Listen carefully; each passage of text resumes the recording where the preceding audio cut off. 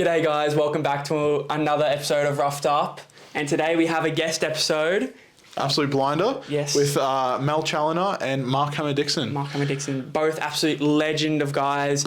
This is a first of a two-part series that we've got on. And the first episode is about Mal and his boxing career. And Mark. And Mark. Because they run a gym together and it's just about who they are. Yeah, who they are as people. Their whole boxing career. The people that inspired them to do what they do. Yep. But we want to thank Mal for letting us into his house. Awesome dude. You'll see in the video. I'll chuck a clip here where he's got all his trophies up on the wall. Awesome backdrop for the podcast. Yeah, but the best. Yeah. This made this, even though there will be a second part about Mark. He was Chopper Reed's bodyguard. Yes. He was Roger Rogerson's bodyguard. Yes. There's a lot of stories. Stories. So check out part 2 of this as well. That will be somewhere. Linked below, in an info card if you're on YouTube or exactly anything. But make sure to like, subscribe. 5 stars on Spotify. 5 stars on Spotify. Yep. Like, subscribe. You know the jazz, man. Okay, easy. See. Enjoy it. Welcome back to the Roughed Up podcast. G'day guys, welcome back to another episode of Roughed Up here. We've got Mel and Mark here as well, and two absolute legends of Redcliffe and Australia, and just so excited to get into a conversation. How are you guys going? Oh, wow. Top of the world. Top of the world. Hey. Perfect. Yeah, no, feel great. That's awesome. So Mal, he was the I've got down here. I've done some research on this, of course, and you will teach us a lot more than what's online. I know because we'll have a conversation with you before. A lot more that you've told us in the 10 minutes we've been here to what we found online of like research. There's plenty more. So you were the amateur heavyweight title holder from 1973 to 75, 77 to 78. Yep, basically. correct. How was that for you? How did that lead up? Oh, well, mate, my dad used to run the Redcliffe Youth Club. Yep. And there was a boxing ring underneath the stage. Young kids would come in, jump in the ring, Mel, put the gloves on, hold your hands up. That was my boxing. And I grew a foot in 1 year from when I went to primary school to high school, and I was getting picked on a little bit. Yeah. Nothing great, but just tall, skinny, lanky prick, you know. Yeah. Couldn't hold my hands up to save myself being as big as I was. And anyway, Bunga said, come down and meet Barry. Yeah. So I did. And I started training down there. I give up rugby league to play hockey. I give up hockey to take up boxing. And boxing was the greatest thing. And to meet Barry, if I hadn't have met him, I wouldn't have done what I've done today. Yeah. I'm the man I am today because of Barry Parnell and his wife Marion. Yeah. And just great people. We've lost Barry, but yeah, and with that, like, I trained for, I think, 4.5 months down there, 3 nights a week. And Barry said to me, "Are you interested in having a fight?" And I said, "Well, do you think I'm good enough?" And he said, "Well, you'll have to start training." And I thought, shit, what have I done for the last 4 months? Christ. He said, minimum 5 nights a week, and we'll go from there. So I did another 4 months. And then he just come out and he said, we're going to weigh in for the Queensland Golden Gloves at Anala in 2 weeks' time and see how we go. Yeah. 3 heavyweights weighed in, and I drew the bad draw. I did 2 fights. The first bloke I was fighting, King George, they called him. Sure. He had over 300 fights, Yeah. and I was having me first.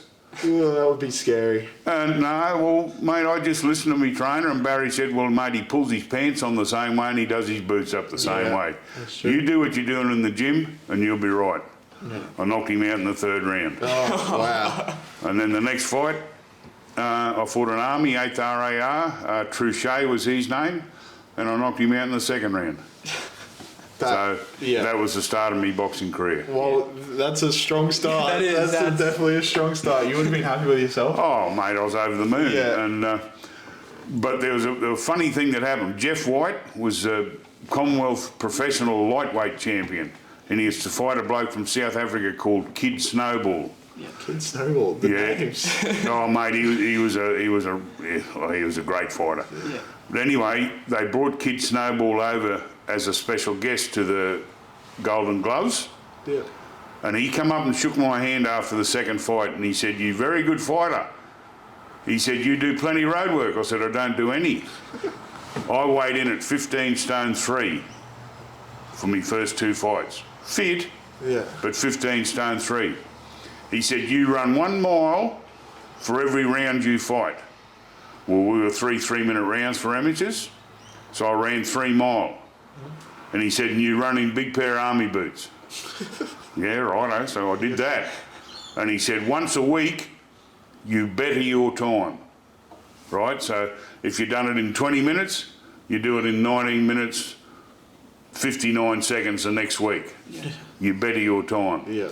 Well, I went from 15 stone 3 to 14 stone 4. Wow. Super fit. Yeah. And Barry took me up to Bundaberg for the state titles, and I knocked the bloke out in the first round. Wow. So it was just a matter of processing, and that's what I took into my boxing career. Was the running was the biggest part of me being fit. Yeah. That's crazy, because I would think boxing, because I'm not a big boxing guy. I don't know a lot about it.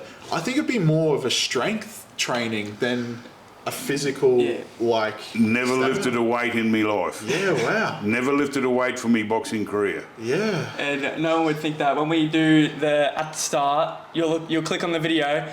Mel is huge. Mel is big. I would not want to get in a fight with Mel.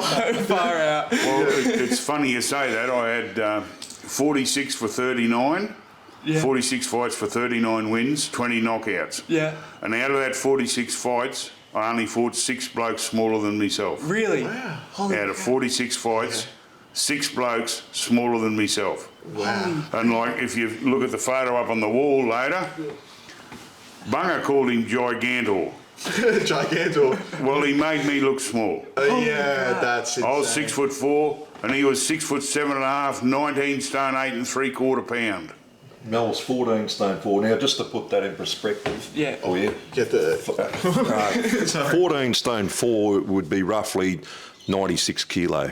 yeah. Yeah. The man's 140 now. Now that bloke up there on the wall, that gigantor, it's leaning, knocked out on the ropes. Yeah. 6'7.5", 19 stone of pure muscle, no fat on him.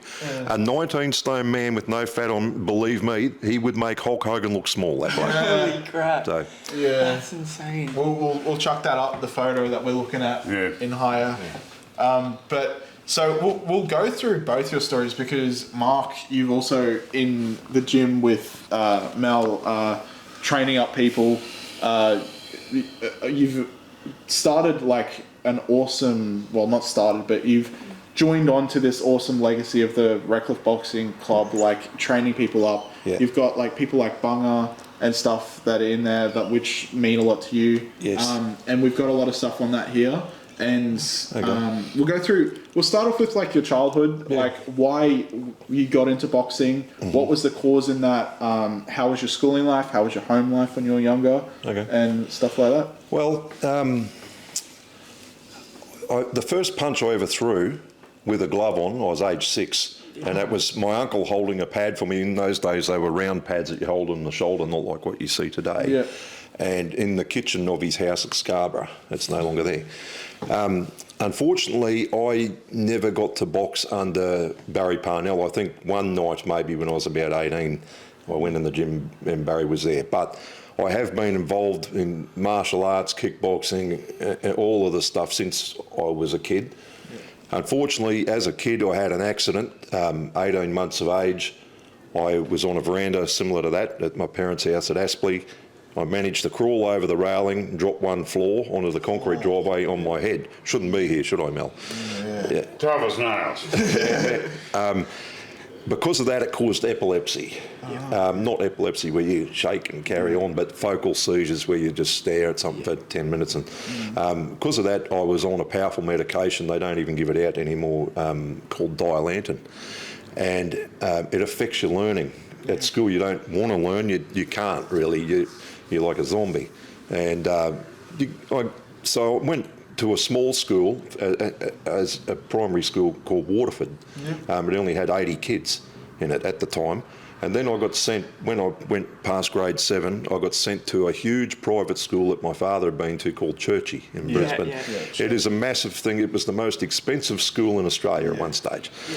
And I got ridiculed because if you're not an academic there, you just don't fit in. Yeah, that's with a lot of private schools. Even now, like if you're not academic or sports orientated, sports is a big thing now in private schools, but if you're not in that, then So anyway, I got to about the age of 16 and got a bit of confidence about myself, and because I had a low self-esteem before that. Anyway, I got into a fight at school there, and I discovered that I could handle myself quite well in a street fight. And I belted shit out. I was in grade 9 or something, and this bloke was in grade 12, and I've busted his head open, and they carted him away in an ambulance. Oh, no, wow. And something clicked. I don't know what it was, but something clicked. Anyway, turns out I wasn't good at school, so I left.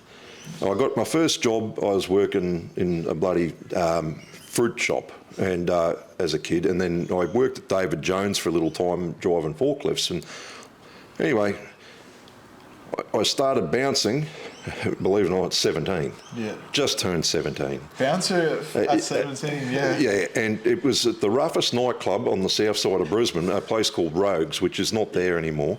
It was the reason why it was the roughest was because it was the only licensed 5 a.m. venue between Brisbane and the Gold Coast. Wow. So all the pubs that would close, we'd get all the drunks. Yeah, or everyone would. And I soon learned that I was actually pretty good at this stuff, at bouncing, and I wasn't back then. When I started bouncing, I was only 70 kilo. Yeah. And but I learned I was quite a good street fighter. Yeah. And I moved on. Eventually went on, made a career. Like I done 25 full-time years as a bouncer, and as you know, bodyguard to go with it.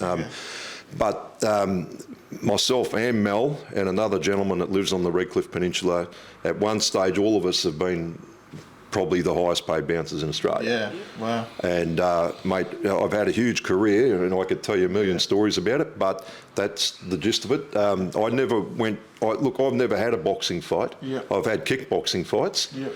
A 50-50 record. Yeah.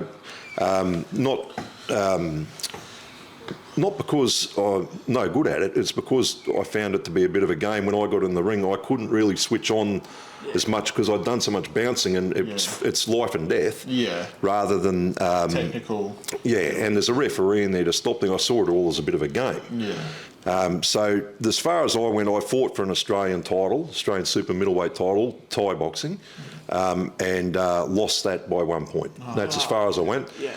That was in 1998, and then I made a comeback in 2010 to help one of our fighters to get onto a card because we couldn't get him a fight, and we flew to Rockhampton, and I fought for the Queensland cruiserweight title. Yeah.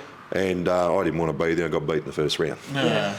That's an honest truth. You don't get more honest than that. People saying, I didn't want to be there, and I got beat. Yeah. But our boy that we were training, his name's Billy Limoff, he won his fight, and I was more than happy with that. And he went on to, I think he fought for the Australian Pro title twice, didn't he? Yeah. So, I was really happy with it. Yeah, well, that's why you're there. And you said you didn't want to be there for you, you wanted to be there for him. Yeah, so, my heart wasn't in it. Yeah, that's fair enough. How about you, Mel? Like, how was your childhood, and what got you into what you're doing today? Well, like I said, my dad used to run the Redcliffe Youth Club right down, if you go down at Clontarf, it's right on the point of Clontarf. Yep. Opposite the Humpy Bong, right near the Croquet, next door to the Croquet. Yeah. Well, that used to be the Redcliffe Youth Club. Oh, okay. And Dad was the president, and he run everything. Yep. And blokes would come in and want to throw a pair of gloves on, and here's some jump in the ring, put your hands, hold them up. Yep. And you learn to throw left and right hands and sort of move around the ring a bit. Yeah. But I never really, no. Yeah. Too hard. Let other people do it. Yeah, I was never going to be a fighter. Then I played a bit of cricket. I played rugby league, played Aussie rules. I played, done a bit of swimming, played hockey. and I found a bit of a passion for hockey. So I followed that through from junior, under 14s, right through to A grade. Yeah. And then A grade. I was sort of to the stage, I don't want to train that hard. I just want to have fun, you know. Yeah. So I went back to what they called A4. Yeah. Mate, we won the premiership. It was the best year of hockey I ever played. Nice. So, you know, it was something that I didn't want to put full time into. Yeah. And anyway, when I went to school and I was getting picked on a little bit, and then Bunga took me down to Barry, and I started training 3 nights a week with Barry, and I just felt, like Mark said, something clicked. Yeah. I just felt I was not too bad at this, you know. Yeah. I wonder if I could do something, you know. And anyway, I kept going, and I was getting a bit fitter, and then when Barry said to me, "Would you be interested in having a fight?" I said, "Well, do you think I'm good enough?" And he said, "Well, then you'll have to start training." Well, that's sort of Made you get into it. hang on, do I really want to do this? So I did. I got into it, and I thought, well, I'll give it 12 months and see how I go. Yeah. And then when he weighed me in for my first fights at the Queensland Golden Gloves at Inala, I had the bad draw, 3 heavyweights. First fight, me. Second fight, if you win, you go through to the final. And like I said, I fought a bloke, had over 300 fights. And Barry just said to me, don't worry about him. He pulls his pants on the same way and does his boots up the same way. Yeah. Just do what you've been taught in the gym. And I just sat him on. I was credited as being very fast for a heavyweight, which was a good thing. Yeah, a good thing for a heavyweight. And I had a good reach, and like Barry taught you the best, good footwork, balance, and I beat him. I knocked him out in the 3rd round, and then in the second fight, I knocked the bloke out in the 2nd round, and then I started, and I didn't know road work for those 2 fights. Yeah. And then I started road work, like with Kid Snowball saying what he did to me. And from that day on, road work was the first thing that I did. Rain, hail or shine. Yeah.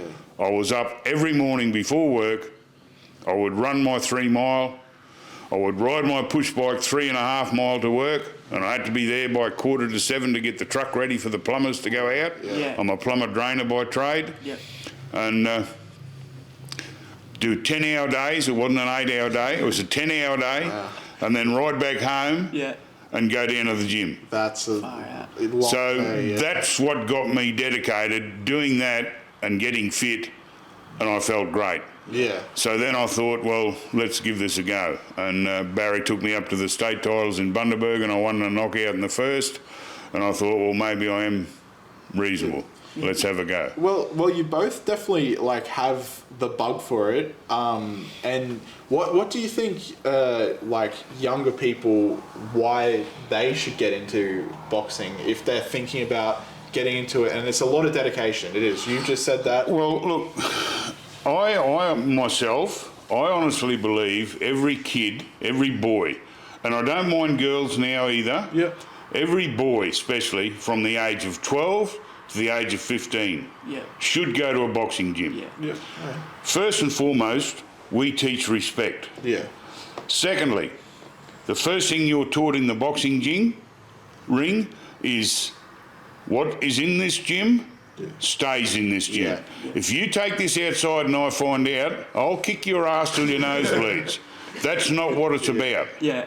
If we come in here and we train you up and you go out there and you want a street fight, we'll be on top of you quicker than a ton of bricks. Yeah. Right? That's not what it's about. Yeah. It is respect. Yeah. Yes, sir, no, sir, 3 bags full, sir. Yeah. And that's the way I was brought up. Yeah. I can remember I was just turned 16. I was mixing some concrete in the backyard for me dad. My dad was only 5'9", 12 stone 10, super fit. Worked in sawmills all his life. Yeah. Not an ounce of fat on the man. His exact words, and I can remember them like it was yesterday. Do you think you're big enough? Oh, wow. Do you think you're big enough to have a go? And I didn't get yes out of me mouth. I woke up 2 minutes later, what do you want done, Dad? Yes, sir, no, sir, 3 bags full, sir. And that was life, and that's the way life was brought up. Yeah. It was hard, but yes, it was respect the first thing, and that's what we try to get. And like we've had, I think the biggest night was about 38 or 40 people in the gym. Yeah. And when we're not actually doing a boxing, it's a boxercise. because we were having more women than we were blokes. Yeah. Yeah. So it was great. But like we've got the 1 or 2 or 3 blokes that want to have a touch up. Yeah. And mate, and they're going good. And we're looking to get the gym kicked back in again at the moment. It's not running, but we're looking to kick it back in again. But yeah, that was my life to get into the boxing. And now that I've got so much out of it, I repped Australia and travelled quite a few different countries. I feel like I want to put it back in there. Yeah. And then when you do something with a young fella and you see him go, geez, he's not bad. And then he wins his second one and he wins his third one and he knocks the bloke out in his fourth one and knocks the bloke out in his fifth one, you think, oh, this is, you know. Onto something. Yeah. And you feel good. Yeah. Because of what you've done with him. Yeah. And we're all the same with that, you know. Yeah. It's a big thing. What it does when they come into the gym, like one of the first things we teach them is to shake our hand and look you dead in the eye. Yeah. What that does along the way is build your confidence as a man, like a boy into a man. Your handshake is it's like your bond, you know, your word. Exactly. And if you look a man in the eye and give him a fair dinkum handshake, you get a lot more respect. Yeah. Apart from that, it's something that gives these guys, they might be a bit bullied at school or down on their luck, they might be overweight, that could be a number of things. And we build confidence in them. Yeah. Confidence in life. Always talking to them. Yeah. And the three of us, are one way or the other, there's one of us, something coming out of one of our mouths to each person. Yeah. These guys might only train for 6 months. Some stay for years, but you know what? They take it through their life with them. Yeah. They get things taught to them, and it carries on in their life. And we quite often are out and about around the place, and people walk up that they're grown men now, and hey, you used to train me in the gym when I was a kid, and you look and you think, did I ever like that? It happens there, but you know what that does too is it's good because as we get older, like I turned 50 the other day, which is still young, but I could be sitting in a pub, there'd be someone I've thrown out of a pub years ago and they want to bash me up, and all of a sudden some young kid that I used to train, he's like a bodyguard now, and they protect you. So it's a good thing to have all these kids running around that is prepared to bloody back you up. Yeah. So it is a good thing. But we've helped people that. Like your mother was training for something else and doing a bit of cross training, and I believe what she would have got out of it would have been really good and helped her. So well, it sounds like you guys, not just the physical level of boxing, you train a lot of like the mental the things that go into boxing, and like you said, the respect of being a man. Yeah. It's not so much the training side of it. It is. I'm pretty good at talking to people. Yeah. Yeah. Because I've done a lot of bouncing, and I'd rather talk a bloke out of a blue than have a blue. Yeah. Mate, I don't like getting hit, it hurts. So, you know, if you can talk a person out of it, and that's what I do to talk to people. Like, and I've pulled a bloke. He said something down in the gym there one night and he's going to do this, and I've just pulled him outside. You come out here. Yeah. Shut your mouth and you listen to me. Yeah. You go back in here and do that again. You will never walk in this gym again. I will knock you out cold. I'll carry you out here and I'll call your parents up. Yeah. And he's been the greatest of respect ever since. Yeah. Do kids these days have the same amount of respect when you when they've been into our gym, they seem to change very quickly. Very quickly. Yeah. And it's not. We're not trying to. We're not bullying them. Yeah. No. We're just teaching them values that have been taught. Because to I mean, us. I completely agree. It's a very skill that you need to know how to show respect. Yeah. And well, like Mark said, when you first come in, you shake our hand, and I don't know how many blokes they put their hand out, Mark, and they put their hand out and they. I said, here, get hold of my hand, squeeze my hand, and do it like that, and shake me and look me in the eye, and say, yes, sir. Yeah. And it's just... then all of a sudden, they've got a bit of a grip. Yeah. And The confidence. Yeah. And the very next night that happens, there's the solid grip. Yeah. Exactly. So just from that, just that one little thing, they are learning. Yeah. And they're learning in themselves. We're not bullying them, we're just saying this is how it's got to be. Exactly. And you will get this with the rest of your life. Yeah. So I've got here a bit up. So you've mentioned Barry Parnell like a lot, and I've done some research into him, but I want to hear from you guys who he is to you, what he means to you, and what was his legacy. Like, what did he bring to all of this? I'll go first if you want. Yeah, mate, look, just before you do, Yep. if you look at the back of my t-shirt, Yep. what's it say? Modest in victory, courage in defeat. Barry That was Parnell. Barry Parnell. Yeah. Okay, I first met Barry as a kid, a toddler, and used to look up at him in awe. Like in the gym at Scarborough. At that time, I knew he was the trainer, but I didn't know his fight record, which was incredible. I think it's 72 fights of 69 wins, isn't it? 72 fights for 69 wins. Yeah. His own professional career. That's quite an achievement. Yeah, that is. And fought blokes, main event blokes, Yeah. and beat them many a time. Yeah. So he was a great fighter in himself. Yeah. But I used to go out my uncle ran a worm digging business, as you've probably heard of, supplying bait. Yep.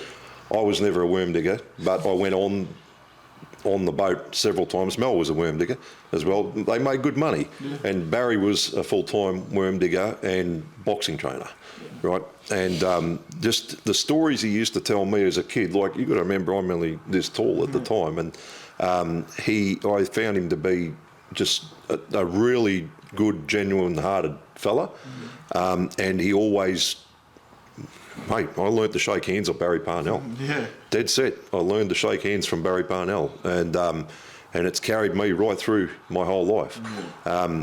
Unfortunately, a few years ago, over 15 years ago, he passed away, which is very sad. A lot harder on Mel than me, but his wife lives in Redcliffe, and she is one of the most wonderful people that you could ever meet. I've got the utmost respect for her and her family, and I tell you what, anyone went around to her house and broke in or something, they want to pray that the coppers find him before we did. So, yeah, but his legacy carries on.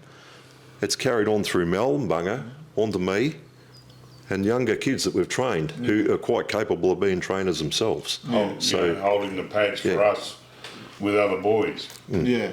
So I'll pass it over to Mel now. Yeah, look, Barry's, like I said, when I first got introduced to Barry, I was just me, you know. And Barry took me to places beyond where I thought I could go. Not just with boxing, but just to go around and have a cuppa and sit down and have a chat. Barry loved to punt. And I was always there, you know, hope I can bloody win something like you, Barry, you know. But just his legacy with the boxing. Now, I don't know whether you heard of a bloke the name of Johnny Femichon. No. He won the world featherweight title. He beat Fighting Arata after Lionel Rose had beat him. Yeah. He was pronounced as one of the greatest footworks ever to be seen in Australia. Wow. Yep. A bloke that got Barry into training said Barry Parnell's footwork is equal to Johnny Femichon.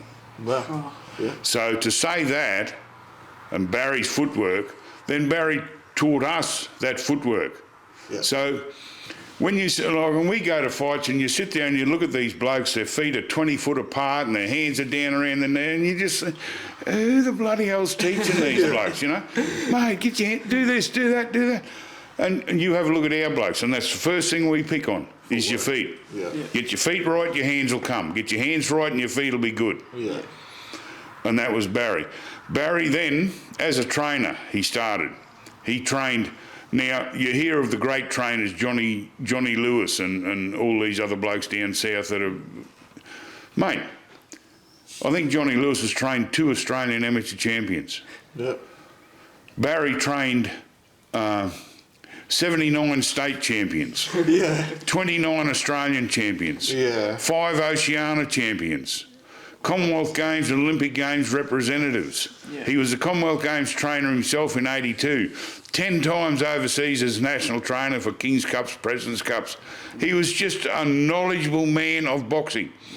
And he knew how to get the best out of this bloke. Yeah. Then he got out of the ring. Then I'd step in the ring. And he knew how to get the best out of me. I can remember this fight up here with Gigantor.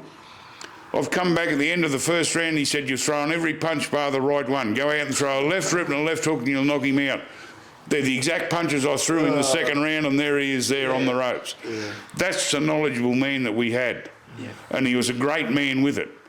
And he would take us, like I wouldn't have been what I was without Barry taking me to all the different gyms. Yeah.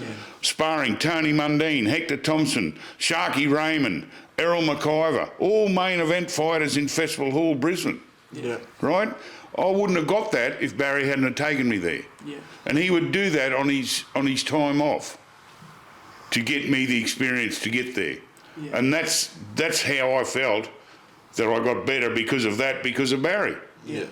And he was just a great man with it. And like, people rave about the best gym. Well, Redcliffe's era, in my era, in the 70s to 80s, they got a big trophy, the Tunstall Cup. Yeah. When the Australian titles are on, the most Australian champions take the cup home. Yeah. And then it goes back to a silver medal or back to how many fighters you had in the tournament, if it's a draw. Well, one year, 1974, we won the cup down in Campbelltown, but we had 5 Australian champions, not in Queensland, in our gym. Wow, yeah. In our gym, 5 Australian champions. Never been done before, never been done prior. Yeah. And that's how long ago? That's 1974. How long ago is that? A few years. That just shows that, like, he must have had something. He must have... Well, he was a great trainer, but Barry was more a technician. Yeah. With the training as he got the more experienced. Yeah. I'm very fortunate. After Barry passed away, Marion gave me Barry's books, and he kept a record of every fighter that fought for him. Yeah. I look up there, some guys sitting down on the veranda there, I just read through it. Oh, so-and-so had 26 fights for 18 wins. Geez, that wasn't a bad bloody record, you know. And I think to myself, I never heard of this bloke, you know, before my time and after my time. Yeah. So, yeah, Barry, mate...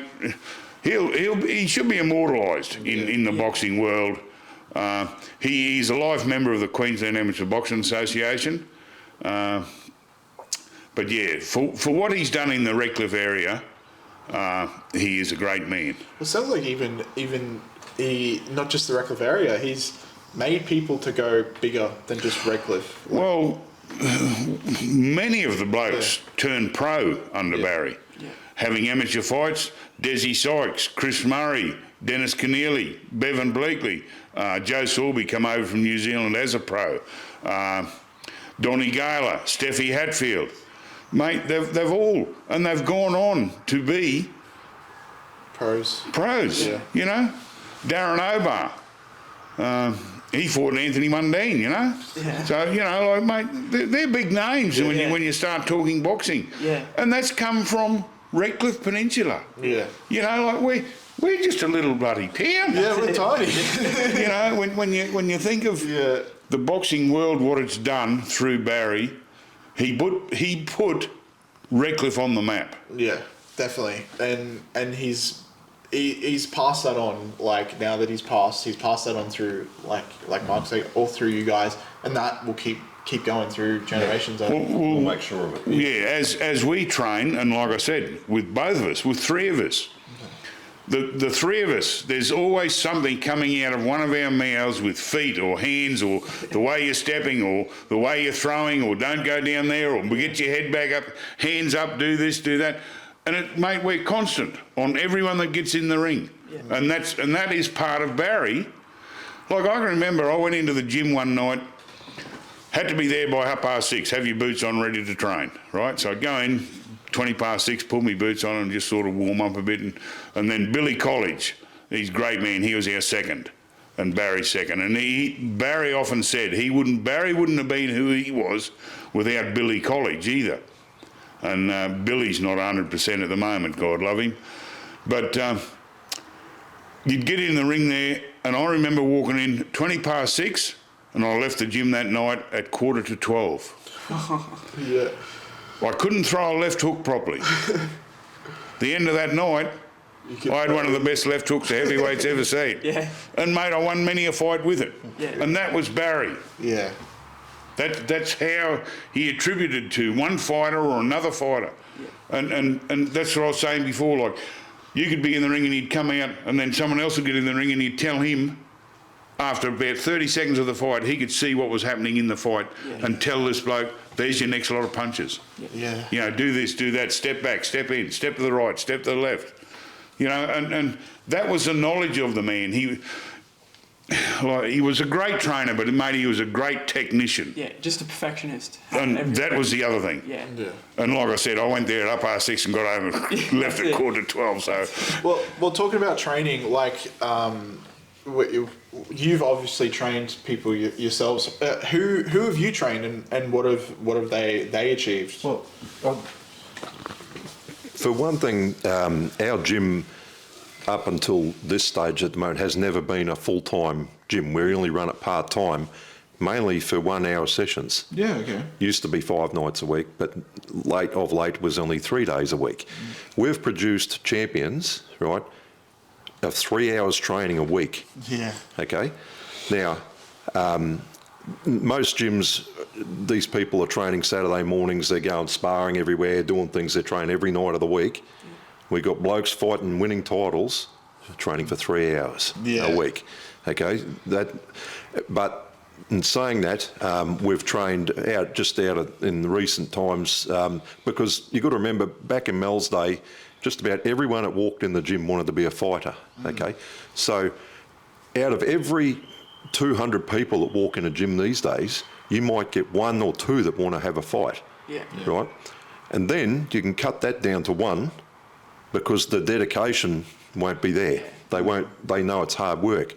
So, and we owe them a dedication from us to them as well, you know, to get them going, which is a big thing in itself. So, because we've had blokes train and win fights and everything like that, and one day they just decide, oh, I've got a new girlfriend, I'm leaving, I'm not boxing anymore. It breaks your heart. Yeah, it truly does. All the time that you put into it. well, that's what it is. Yeah. We've trained. Jamie O'Day was a big heavyweight. Believe it or not, he not the calibre of Mel by any means, but won 2 Queensland super heavyweight titles as an amateur, and he did it carrying a lot of weight. He was a big unit, 160 kilo. Wow, yeah, big one. Anyway, we had another real red hot prospect, a guy called Matty Dixon, no relationship to me, but same surname. He won a Queensland welterweight title in the same year, was a very, very good boxer, and could have gone all the way, but chose a career, as they do. And we've got young Josh now, who's he's won a Queensland title and a Wide Bay title in 6 fights and undefeated. Yeah. He's a thrashing machine. He's doing well. Yes. And we had, there's one other there that won the title. But you've got to remember, 3 hours a week. Yeah. Now, normally you should be training at least 30 hours a week. Yeah. Right, that's the calibre. And road running every day. That's the calibre of what we're teaching. That's the calibre of it. There, and like, mate, I will put in the time. If this bloke says, you know, I want to, like young Josh, he's been away now nearly 2 years and he wants to come back. Yeah. I'm not rushing him, because I said to him after his second fight, I said, mate, are you serious about fighting? He said, oh, I don't want it, I want to fight. And I said, well, mate, you hang around. And this was just after Brisbane got the Olympic Games. Yeah, okay. 32, yeah. I said, mate, I'll put you on the podium. Yeah. Oh wow, yeah. That's a goal. That's a big goal. Well, that's the way I feel about it. And in between that, you know, there's Commonwealth, Oceania, like these here, Oceania, Australian, States. Yeah. You know, you've got all that Wide Bay, Southeast, Southwest, Metropolitan titles, Wide Bay Burnett. I think it's that one. looks like a Queensland. Union, Queensland. That's what I won for the Wide Bay Burnett title. Yeah. And I took young Josh up there. We took Josh up there a year and a half ago. Yeah. And he won the title. And he got a belt like this big. And that's what I got for being the state champion for the Wide Bay Burnett. And Josh has got a big bloody belt like this, and you think, oh yeah, times have changed. Yeah.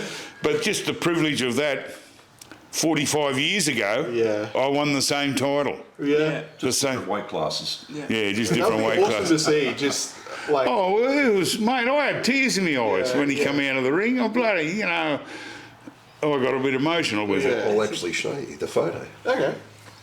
Yeah, so it was great. And then I took him over for the Queensland novice title, Yeah. which is a stepping stone, Yeah. start of his career. Yeah. And he won that. He stopped the bloke. Yeah. You know, so you just think to yourself, well, mate, I'll take you where you want to go. Yeah. You just got to put it in. I'd love to win this 100 million next week, and I'd buy next door and set up a bloody big gym. Yeah, that'd be awesome. I'll tell you what, there's the 91. There's me with my arms up. That's Mel there. Oh yeah. Yeah. See that? Yeah. That was emotion. Yeah. Yeah. You got to send that through. I'll chuck it up on the on the screen. Yeah. That would have been an awesome thing to see. Something that you've done and you've. Yeah, well, something I did. Barry took me up there for, and then you sort of go back to saying, well, this is what Barry taught me. This is what we've taught you. Now look at you've just done what I did 45 years ago. How good is that? Yeah, that's awesome. You know, and that all tributes to Mark and Bung. Yeah. We all went up there. It was great. Yeah. Good night away, yeah. Yeah. Yeah, I'm just wondering, getting to this level when you're like an amateur boxer and actually fighting, is this something that can get taught, or is it you just have it like a switch in your brain that? Look, I've seen blokes that couldn't fight, Yeah. and they've become pretty good fighters. Yeah. Yes, you can be taught with the right person, Yeah. but the dedication has to be there. That's the first and foremost. If you want to do it 7 days a week, yes, you will learn. Yeah. But like we've got blokes now, well, a good example is Nikita Zoo, Yeah. Okay, to do, yeah. right? He is going pretty good, Yeah. but he's nearly to his level in Yeah. my book. Yeah. So Right, the max so he can go. You think? You sort of where Tim Zoo, he'll go right up. Yeah, He's. Different class. Yeah. But and that's the fighter that you get in there sometimes, and he has, like we had Dennis Keneally, I don't know how many fights, he had 25 fights, and I think he won about 4. Yeah. But he just loved fighting, and he was fit, and just wanted to fight. So, but we didn't train him, Barry trained him, and Barry often, no, I can't put you in, he called him Killer. I can't put you in, Killer. And there was one, I remember one night at Festival Hall, he waited for a pro fight, and just hold this, he was built like this. And mate, he was as hard as that. And he didn't have a 6-pack, he had a 12-pack. Yeah. Mate, it was just, look at this bloke. And I can remember I was in the weigh-in line just behind him, just walking into the dressing room, and this bloke behind him said, Jesus, some poor bastard's going to fight that bloke. And they've gone in weighed in, and he said, I'm the poor bastard. I'll never forget it. He was fighting Killer, and he's, oh, look at him. And Killer actually beat him that night. Oh no, that would be scary. That would be But just to look at the bloke, oh, Jesus Christ. He looks like he eats bloody rats for lunch. Christ almighty, he's not an ounce of fat on him, he can't even spit a bit. Well, you spoke about Barry. Do you think he's your biggest boxing influence, or is there someone like in the media that maybe you never even met, but you've seen their fights that have influenced you? Oh, look, my dad bought a TV in 1964 to watch the Muhammad Ali win the world title. So, mate, he was my idol, Muhammad Ali. He's the greatest fighter ever to hold a pair of gloves on. But without saying that, Barry took me where I've never been. So, mate, it was Barry Parnell. Yeah, definitely. In my book. Yeah. For me. Have you got an influence in like the whole boxing? Personal ones would be Mel and Bunga. Yeah. And Barry, of course. But I've got my heroes in Australian boxing. Tony Mundine being one of them, not Anthony, Tony. Tony Mundine, very tough bloke, and Lionel Rose, and a mate of ours, Big Colin Wilson, who's the Australian heavyweight champ. It's probably my favourite pro heavyweight champ of Australia. Just a big, tough, knockabout bloke who's not a show-off, and very, very tough man. Yeah, That's fair enough. Yeah. What else have we got? We got obviously the best boxer. I think that's the same thing, really. What advice would you give your younger self if you could go back now to get where you are, and what advice would you give yourself? Well, the first thing I'd do, wouldn't have a girlfriend. Okay. Mate, and it was a big thing. But all your mates are out partying, they're out every night of the week, you're going down the gym. Yeah. You know? I had 12 months off in my boxing career in 1975. That's why you see the Australian title missing from 75 to 77. Yeah. I had 18 months off, you know. But like young Josh having time off. But if you want to do it, you do it to the best of your ability that you can do it. Yeah. That's what you've got to put in with boxing. Yeah. It's not, I'll have a go. Yeah. No, 110% and 110% to get there. Yeah. And that's what you've got to do. Well, that's with everything, even with the podcast. Oh, it's been some work, and we've got where we're at, and it's been a lot of work. But at the moment, there's only so much effort we can put in, and getting to that next level, we'd have to quit our job and start doing it. And it's just like there's distractions in anything. It's just dependent on where you want to. Well, and your life changes. You get married. You have kids. You know. Exactly. And to leave here, and it was handy because it was just down the road to go down the gym every night, or just into Redcliffe, you know. Yeah. That's another thing, you know, like you're leaving here at 4:30 and you're getting home at 7:30, 7:45, you know. Do you just have to, because you love it so much, you just accepted that you're only going to get 5 hours of sleep a night, and that's just how it's going to be?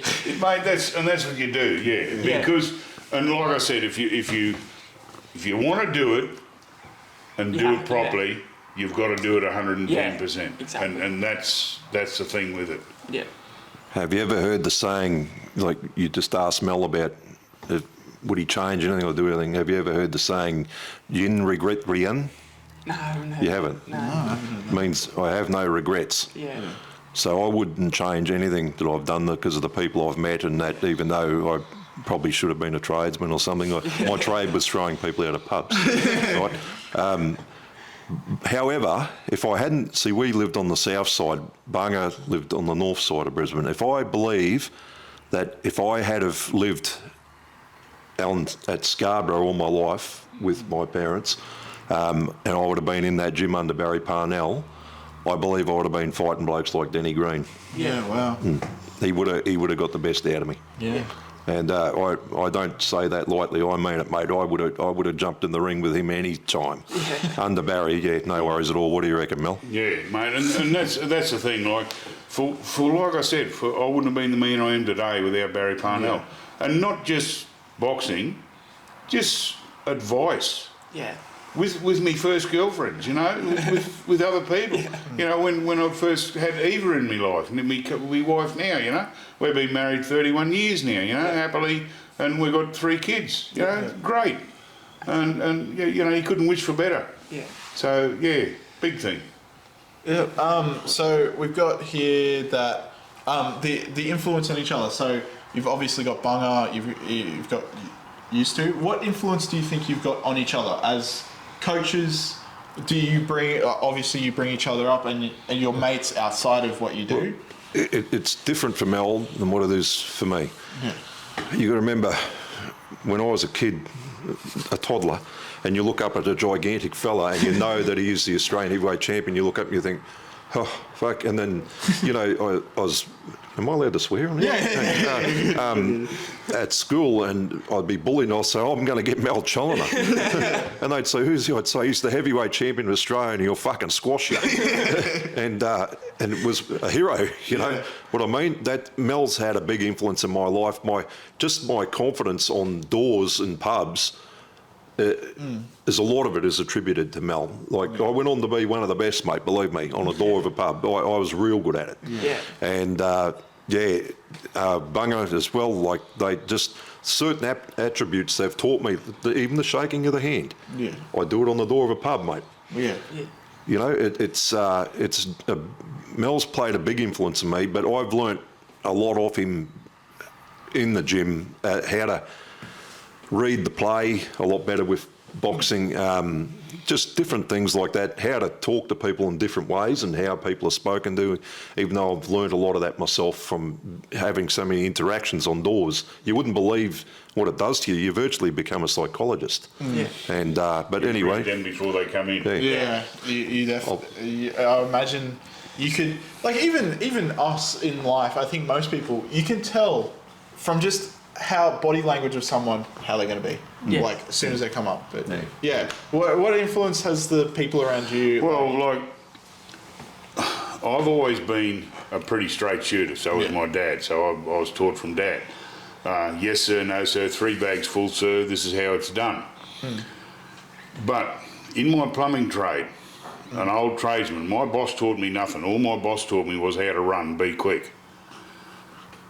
I can still remember the words he come up one morning and said to the tradesman, Ronnie Bealby. He said, Ron, take this useless big prick, see if you can teach him something. He doesn't know anything. Well, all I was taught to run, tap washers and toilet washers. That's all I knew for 4 months. Anyway, 12 months with Ron, I was doing a full house of plumbing. Now I'm going back to the days of doing gutters, downpipes, hot and cold water, that's the old galvanised swinging on the hand eyes, drainage. 12 months I was doing a full house by myself with Ronnie. And Ronnie said to me, what you do is you look at other plumbers. My way's the right way, but they might do something a little bit different that still works and is quicker. So look, you make your mind up. But always look at another plumber. Mate, and I still today. I've been plumbing 55 years in September.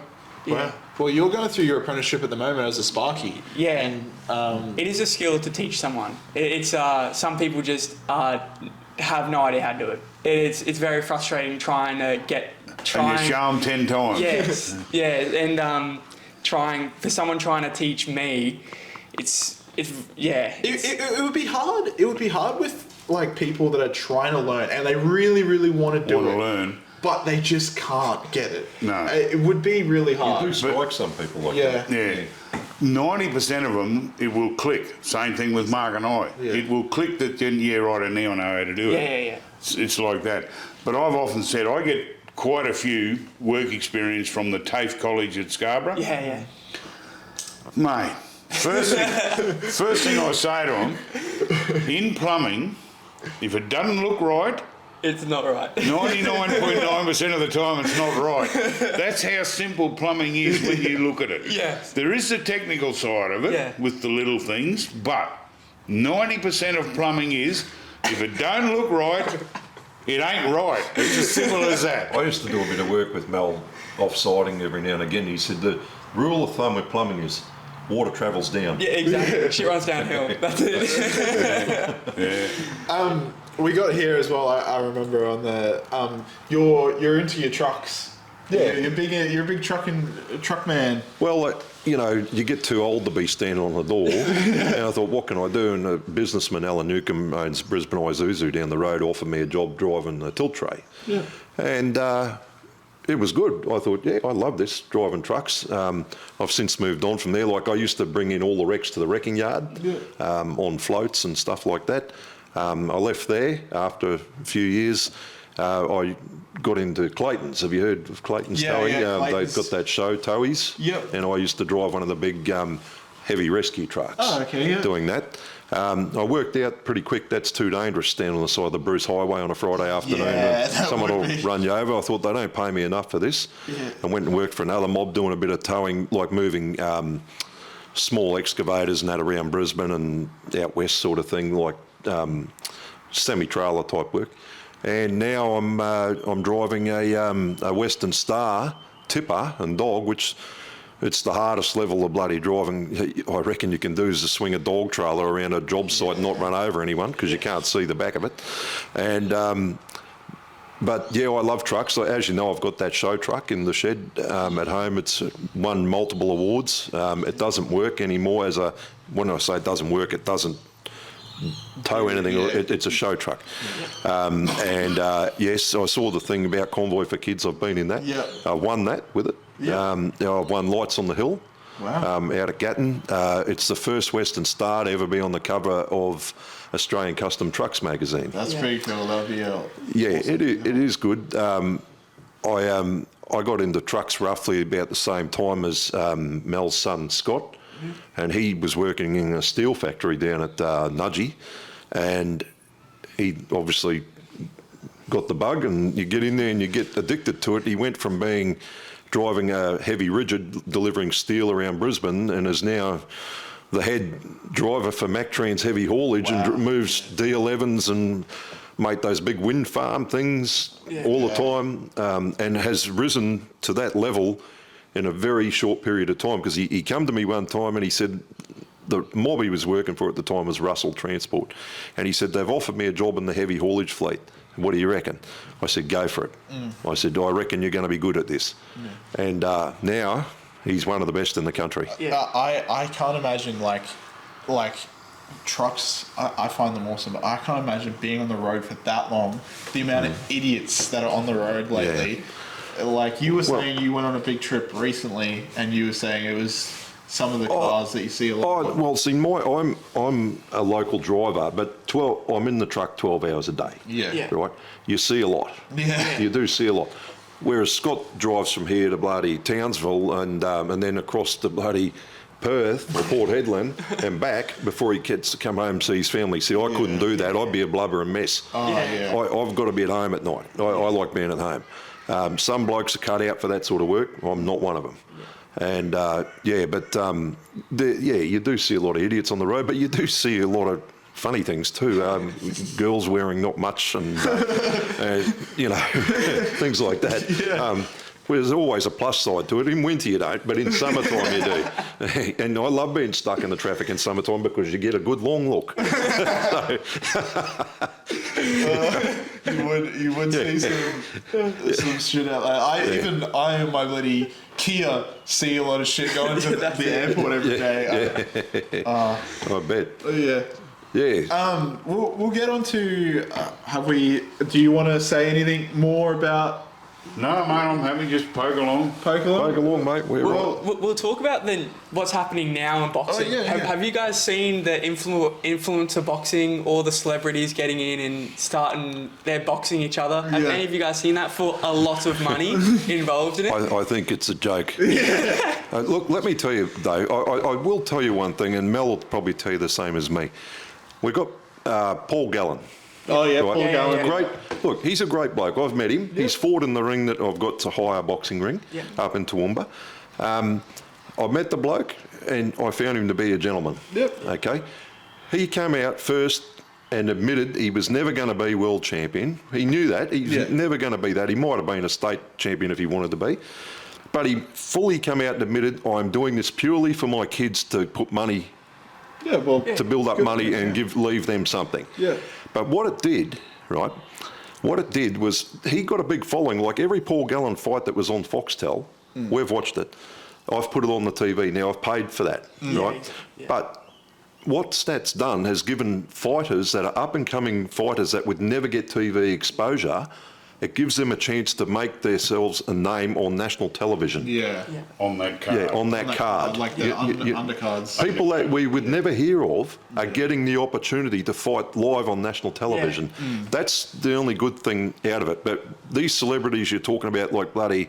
Sonny Bill Williams. Yeah, all of that. What a joke. Yeah. Sonny Bill Williams, they reckon, won the New Zealand heavyweight title from a bloke called Francis Bothwell. Francis Bothwell took Mike Tyson the distance, right? Yeah. What? Now, this fight was promoted... How do you comprehend that? Yeah.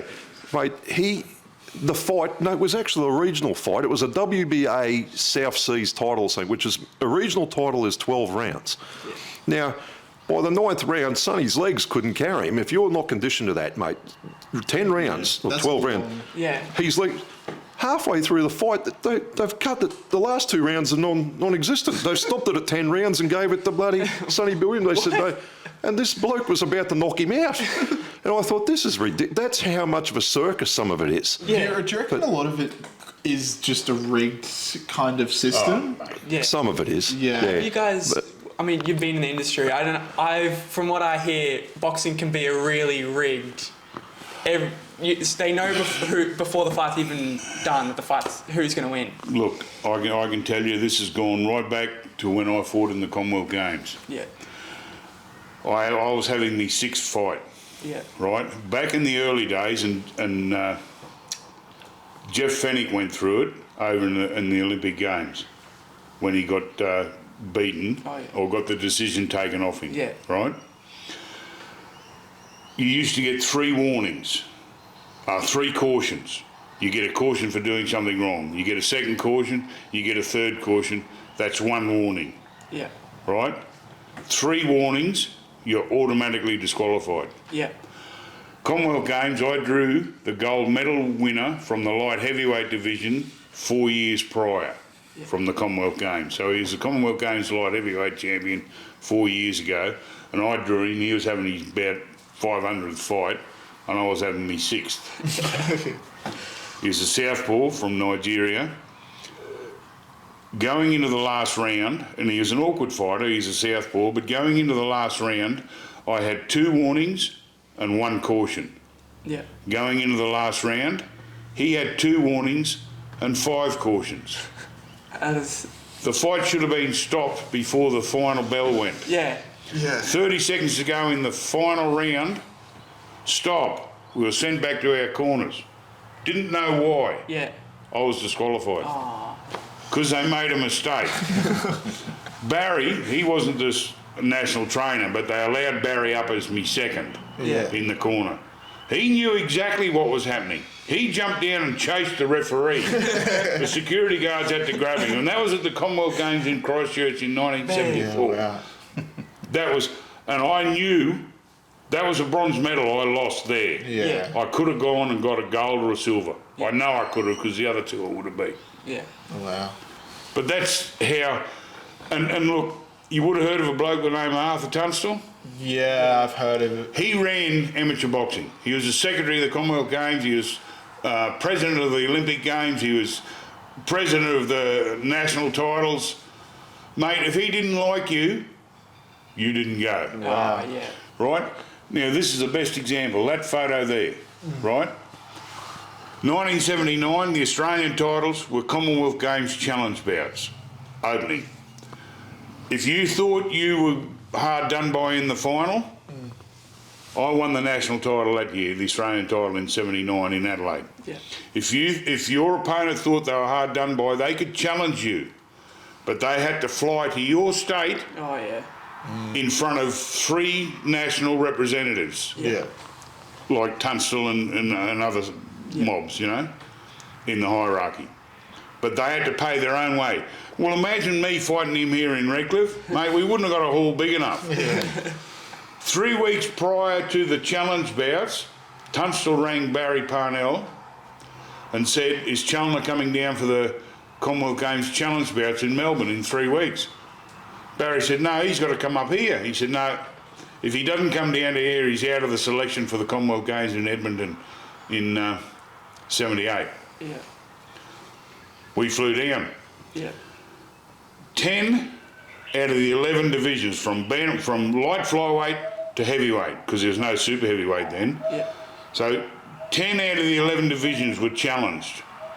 5 of the reigning Australian champions won on points.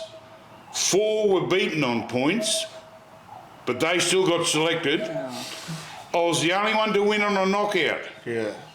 The selection coming out the following day, 10 out of the 11 divisions got selected to go to the Commonwealth Games. 1 reserve division.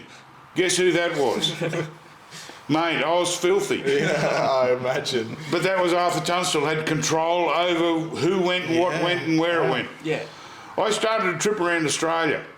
I ended up in the Territory, became their trainer. That's another story in itself. Mate, I pulled up in the caravan park and the coppers pulled up behind me. Oh. And I thought, shit, what have I done? I got out of the car and Les Smith, Senior Sergeant Smith, before I said anything, he said, Mal Challenor. I said, how the friggin' hell do you know that? He said, oh, we knew you were coming 3 weeks ago. Oh. He said, I'm president of the Alice Springs Boxing Club, we'd like you to be our trainer. Oh.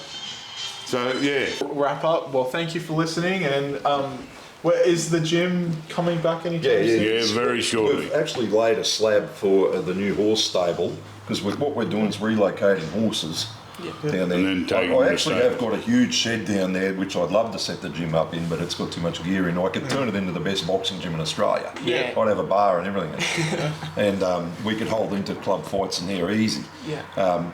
But we've got, my partner's got another, up where the horses is, we've got a 9x9 shed there. We're going to put the boxing ring in, and then a big lean-to that's 13 metres by 9 or something, and then a shipping container where we can store stuff in, and we'll get it back up and running again. Yeah. Easy. Well, where can they find out information about that? Well, when we reopen it, Mate, we've actually got a site, Okay. Okay. and Alicia does all our work for us with Easy. that. Well, go check that out when they open back up, and we'll let you go. Thank you for your time. Pleasure. Pleasure. We're on Facebook. Yeah, we're on Facebook. Yeah. Yeah, no worries. All right, easy. Excellent. Thank you. Thank you so